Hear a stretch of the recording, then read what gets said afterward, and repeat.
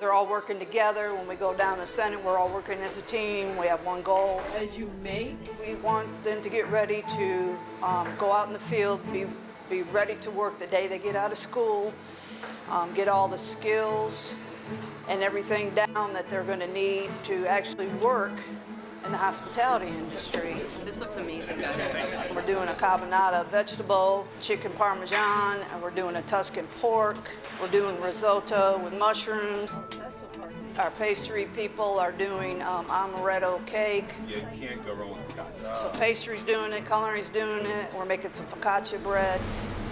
I think it's important for them to know that it's just not one thing. It's just not about prepping the food and cooking it. Just like in the industry, they wouldn't just do one thing and then go. They're going to do several things at a time, so it's multitasking, switch gears, work as a team.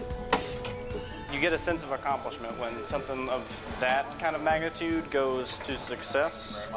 It changes everything because you know that it's time to produce. You're not just learning, you're having to produce and show that you've been trained and taught by some of the best.